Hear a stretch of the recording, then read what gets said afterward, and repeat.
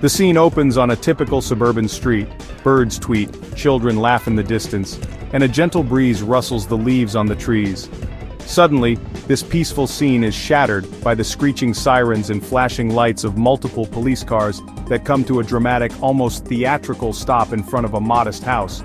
Two police officers, Johnson and Ramirez, both looking like they just walked out of a buddy cop movie, emerge from their respective vehicles. They are decked out in full uniform, complete with mirrored sunglasses, even though it's clearly a cloudy day. Johnson adjusts his utility belt with a smirk, while Ramirez casually pops a piece of gum. They exchange a knowing look, a silent acknowledgement of the absurdity of their grand entrance before marching towards the house. Their coordinated movements suggest they've rehearsed this a time or two. The front door of the house bursts open before Johnson even raises his hand to knock. A flustered, slightly overweight man in a stained vest and mismatched slippers stumbles out, clearly surprised by the unexpected visit. This is Barry, and he looks like he'd rather be anywhere else but here. Officers, stammers Barry, forcing a nervous smile. What's all this about? Is there a bake sale I didn't know about? Because you know I'm always up for supporting the community. He chuckles nervously, but the sound dies in his throat when he sees the stern expressions on the officers' faces. Barry, we're here about a little domestic disturbance, says Johnson, his voice a low growl. Seems like someone's been a naughty boy. He emphasizes the last word, enjoying the visible flinch it elicits from Barry. Domestic disturbance? Me? Barry feigns offense, his voice high-pitched. Officers? You must have me confused with someone who actually has his life together. He laughs nervously, but the officers don't crack a smile.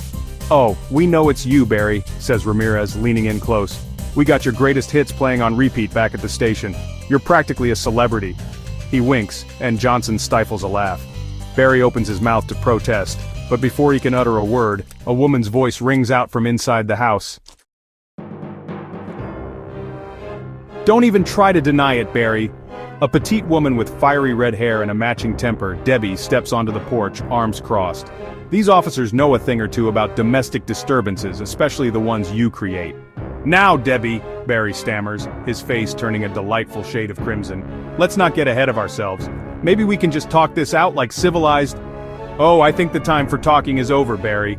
Johnson cuts him off, pulling out a pair of handcuffs with a flourish. You've enjoyed your last cup of disrespect, my friend. It's time to face the music, and this time, it's not coming from the TV you threw at the wall.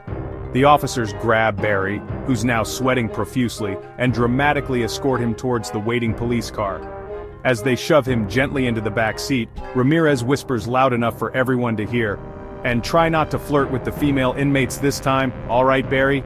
They've got standards too, you know. The scene ends with the police cars speeding off, leaving Debbie standing on the porch, shaking her head and chuckling to herself. Justice, it seems, is best served with a side of humor.